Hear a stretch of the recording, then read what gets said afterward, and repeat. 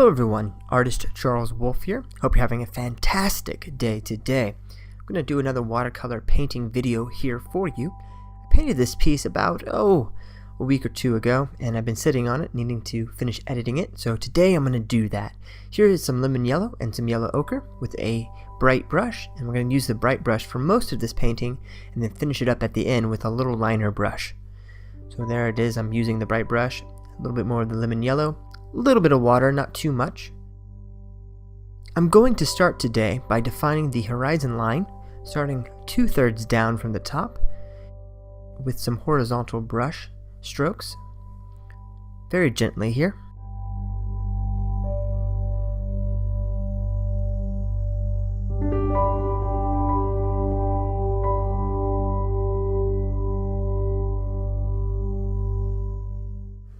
This painting will suggest a sunset.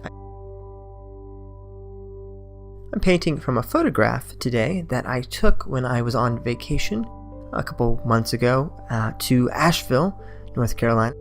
I went over there and checked out all of the beautiful fall foliage, and so this is going to be a fall scene that I'm going to be painting today. I know we're in the middle of winter now and kind of just had Christmas go past, but I like painting these colors, so it's okay every once in a while to paint a piece, maybe a little bit out of season, but that's okay. I'm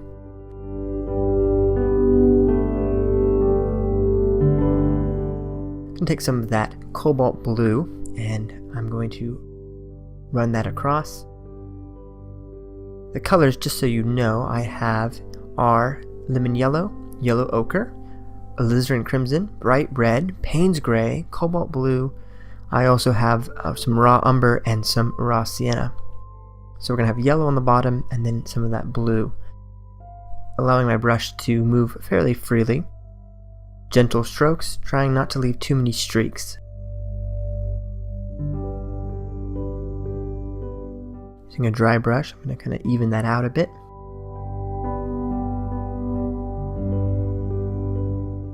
Taking out some of that pigmentation, trying to get rid of some of those parts where it starts to bunch up.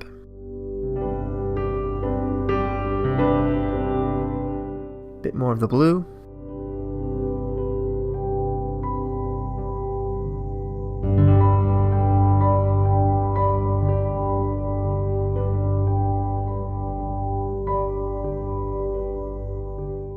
So when my wife and I took this trip to Asheville, North Carolina, we went at the very peak of fall, and it was just absolutely stunning, all the orange and yellows and reds. And we drove along the Blue Ridge Parkway and could see the wide sweeping scenic views. But this painting was taken, the photograph I took for this painting, I should say, was taken at night, right at sunset, and I was standing right near our hotel room, looking up a street. The most amazing sight of the sun descending behind the mountains, and there was a field right near the hotel. There were trees on my right, as you'll see in a minute when I put them in, and it was just absolutely stunning and very beautiful, and I was sure in the moment when I stood there and watching it, take a photograph of this so I can paint it later. It was just so perfect. I'm going to take a blow dryer here and dry off this paper. I'm using 140 pound watercolor paper, artist quality. I'm also using artist quality watercolor paints. I know that in other mediums, it's okay to use more mid-grade or even student grade paints, but for watercolors, if you want a good result, especially if you want the colors to blend correctly, and you want a good, bold, nice, full, rich color, than what I'm looking for, I found that it was worth the investment of getting actual artist quality watercolor paints. If you're a beginning artist, you may want to start with maybe acrylic. That's a cheaper medium to work in. Watercolor can be kind of expensive. You need the paper, you need the Stay Wet palette that I'm using here. Helps keep the paints nice and wet and ready to go. When you're not painting, you can put them right into the refrigerator, which is wonderful. Pull them back out later when you need them. I would say that definitely consider buying some artist quality paint. I'm going to put a little bit more blue at the top there. I want it to be more of a contrast. Now, watercolor unlike other paints, dries lighter, not darker. So when you're putting on a layer, keep in mind that it's going to lighten up. So sometimes going a little bit darker than you want means that it will come back to a better mid-tone. Grabbing some of that Payne's gray and a little bit of the raw umber, I'm going to start creating a nice brown color. Not too much water in that mixture.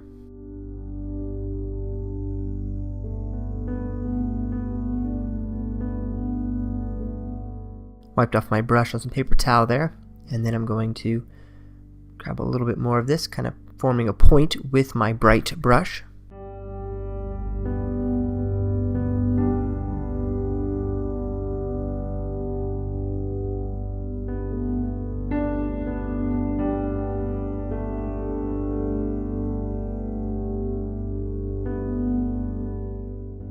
Just dabbing it here and there in short strokes.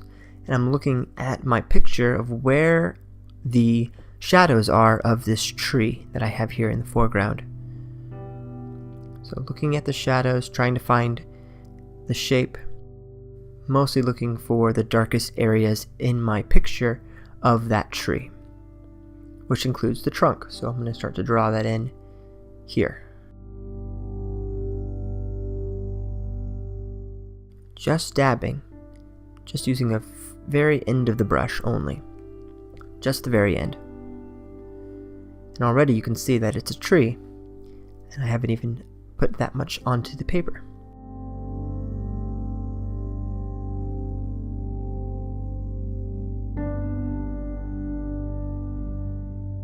A little bit more of the umber there. Trying to find the bottom of this hill. There we go.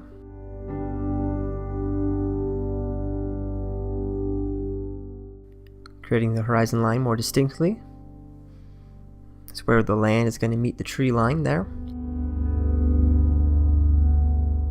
It's a big dark swath of shadow on the right hand side, so I'm going to start putting that in just a moment. Just again using the very tip of my brush.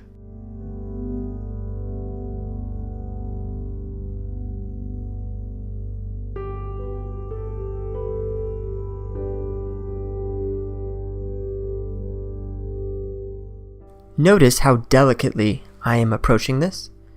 Just dabbing. You don't need a lot of pressure to get the paint to come off onto the paper.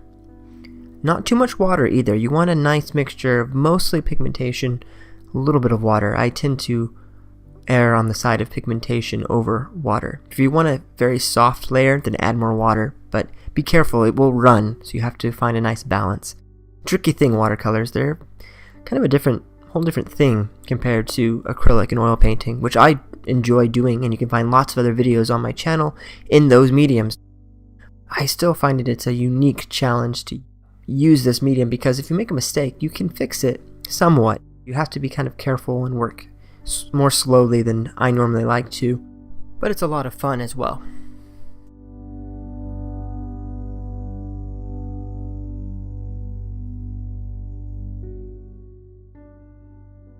I'm going to grab some more of that burnt sienna yellow ochre.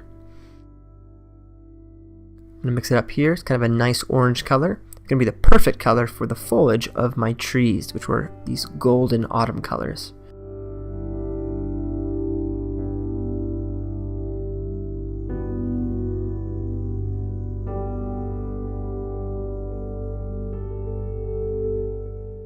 I'm just going to fill in the gaps basically here, leaving some of the white, but not too much.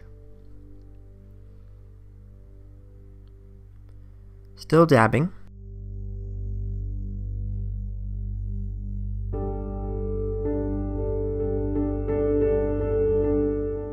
Thinking there for a moment, then finding where I want to put the paint.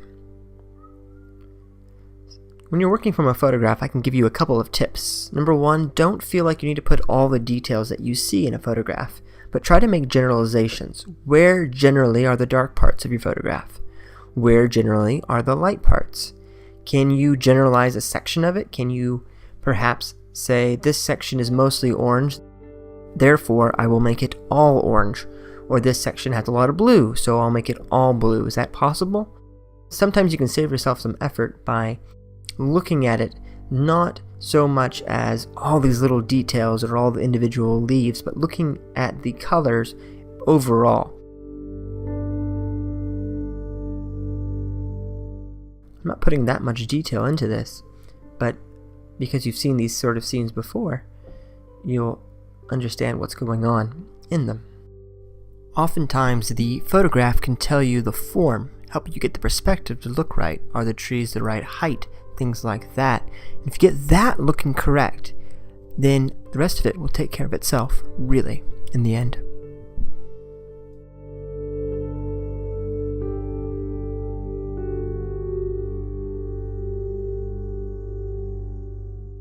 I'm really taking my time here, trying to make it accurate. I want the trees to be the correct height in relation to the photograph that I have. I also want there to be a good mixture of color. If I put too much of this orange on, then putting other colors on top of it is not going to stand out as well. Taking a bit more of the raw sienna there, intensifying the color a little bit.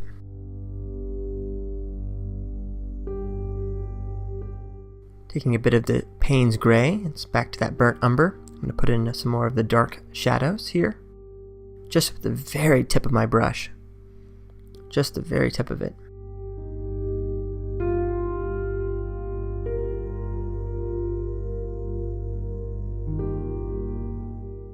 I'm more in the umber than I am in the Payne's gray.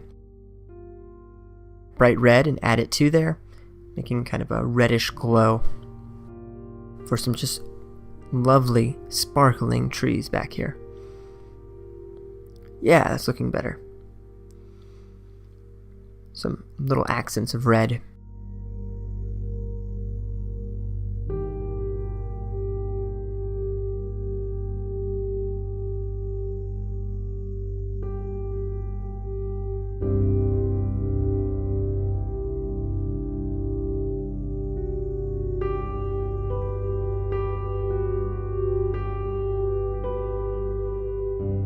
Back to my yellow ochre and my sienna mixture.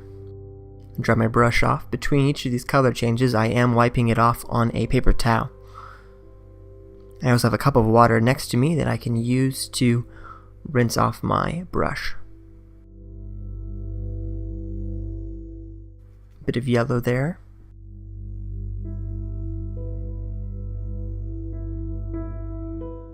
Some more yellow back here.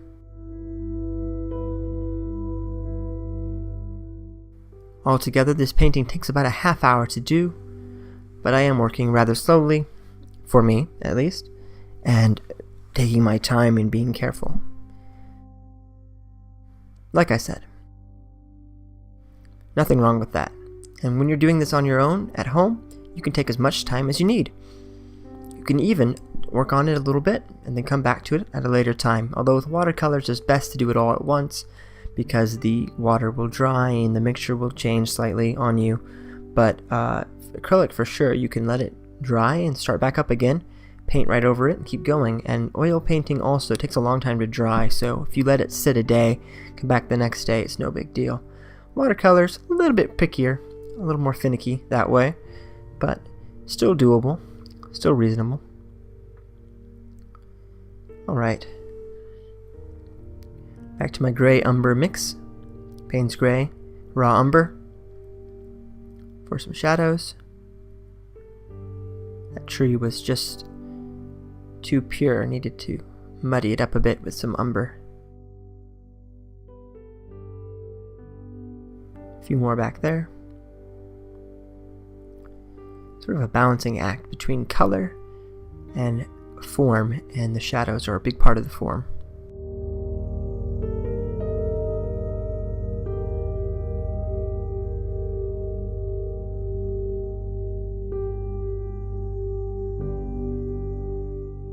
Taking some ochre and sienna, I'm going to fill in this section over here. Again, dabbing. I'm going to take a little bit of the red and bring that in, followed by some lemon yellow in just a moment, varying the texture a bit more.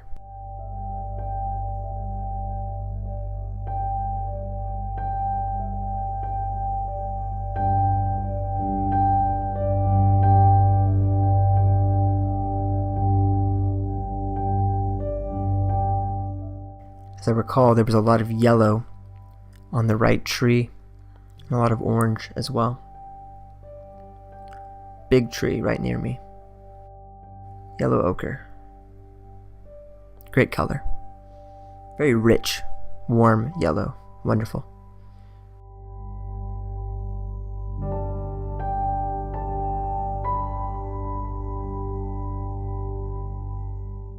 I have to say I was really excited with the way this watercolor came out. One of my favorites, one of my better ones so far.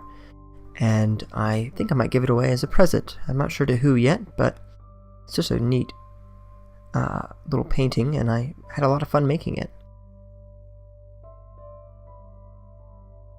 I really enjoy the process, and each painting is always new and a little bit different, has different challenges, and I really like that part about painting.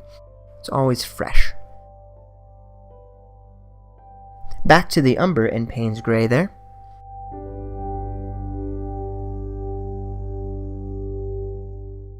Gonna reapply this clip.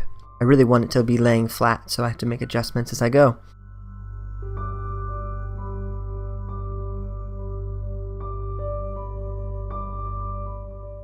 Taking some more of the ochre, just dabbing here, filling in the space. Nice big tree there.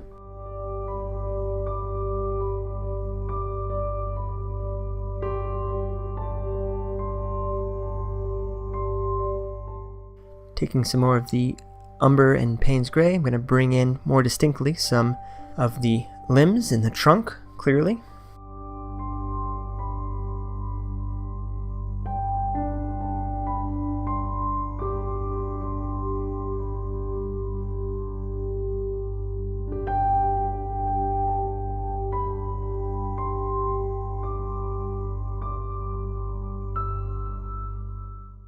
It's looking a little bit better.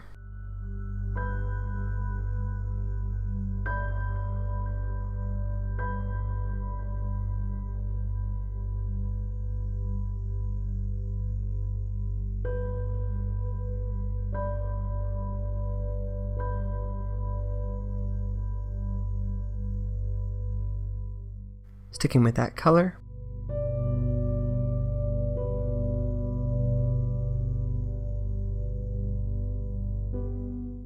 I'm going to suggest a few more trunks back here, just the very corner of that bright brush. Forward bushes there.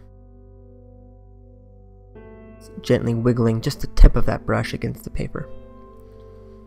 Just the very corner of it. I'm going to darken this up a bit more. It was very dark, very shadowed on the right hand side as the sun is across on the left. I want to make sure I capture that accurately.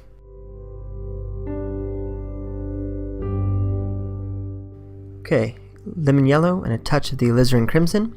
Makes a nice orange. Slightly different from the raw sienna though.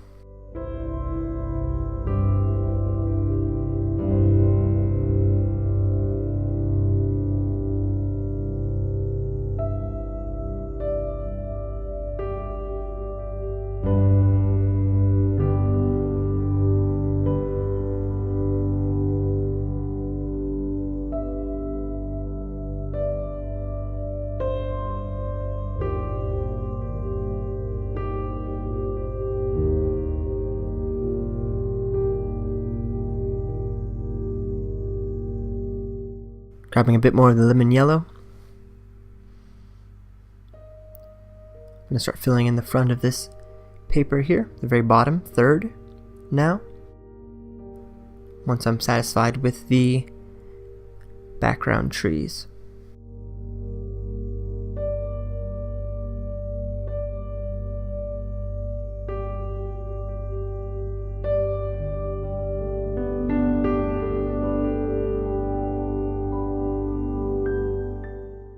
A few trunks here, a few little limbs.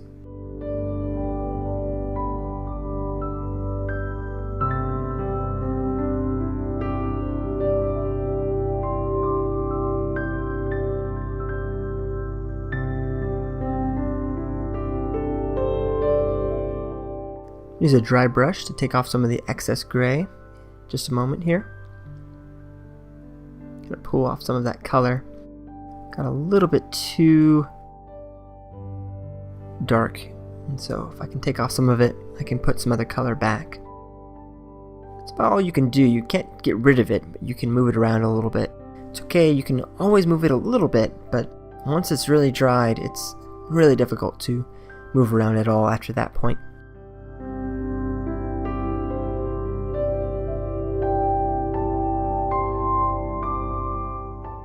Bit of the bright red.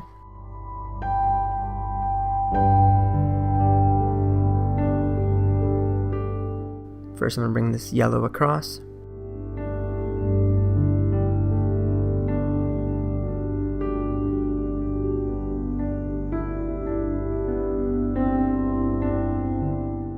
Grabbing a bit more of the gray umber. I'm going to start at the bottom of the paper because right near me was several grasses that were quite dark. And I wanted some contrast and some variation in my colors. Quick strokes pulling upwards.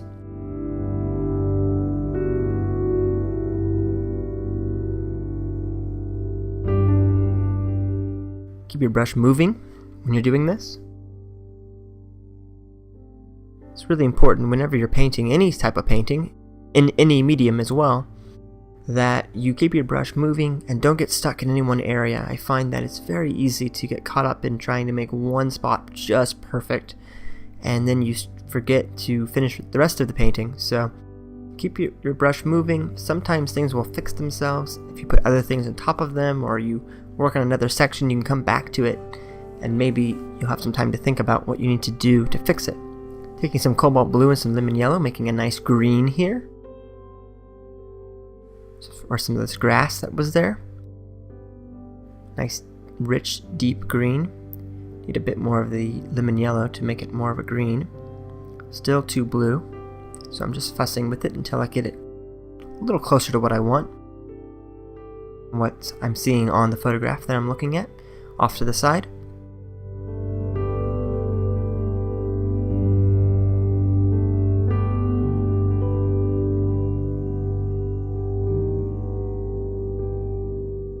I find that time to time it's a lot of fun and to take a photo, and if you see something really lovely and wonderful in nature, I find that I do a better job with them if I have a photograph in front of me. And having a photograph not to copy per se, but to be inspired by and to take a reference of, can be a great way to get your inspiration started. But I'm not tied down to it per se. If I want to change something, then I will do so. I'm not feeling like I need to make it photographic, taking a little bit of artistic license, and that's okay. I am an artist after all, and it's sometimes more fun to start with a photograph and then finish it with your imagination, and that can make some really interesting looking paintings.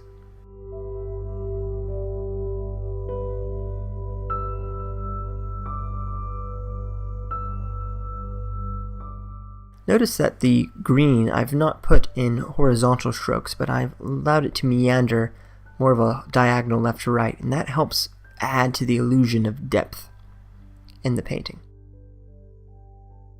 It's a great trick. If you can add some left to right diagonal motion, you can push things further back into the distance, especially with your grasses.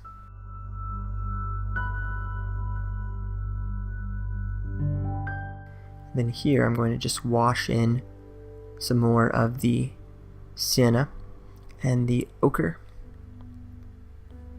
still kind of following a loose diagonal.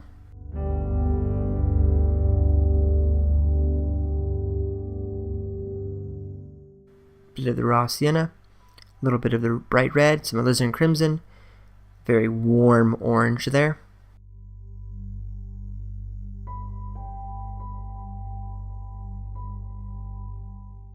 Taking a bit of those, putting that down. A bit more of the red.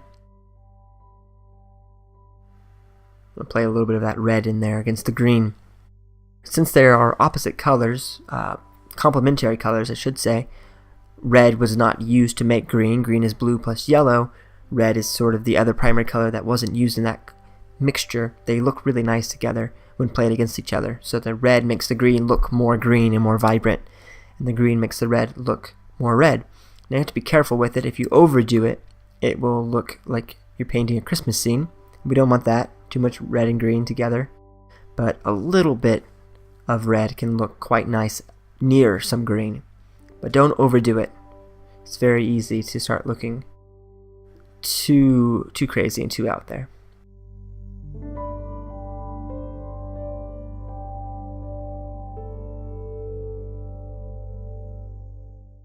Grabbing a bit more of the gray and the umber. Gonna add some darker sections through here.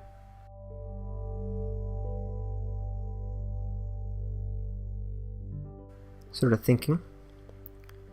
Pulling upwards again on this bottom edge. Playing some of that gray in there.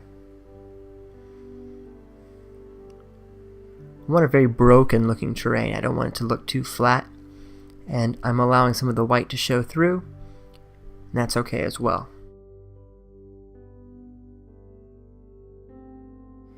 Just by mixing colors and allowing my brush to not make perfectly straight lines, but to wiggle a little bit, you get a very nice, varied, grassy ground.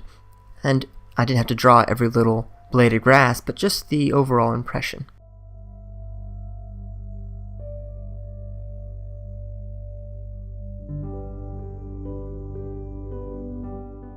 Alright, and we are pretty much done. Thank you so much for watching this painting video. I hope that you enjoyed it. Check out my blog at impulsiveartistry.blogspot.com. You can find more of my paintings on my Etsy shop at etsy.com/shop/impulsiveartistry.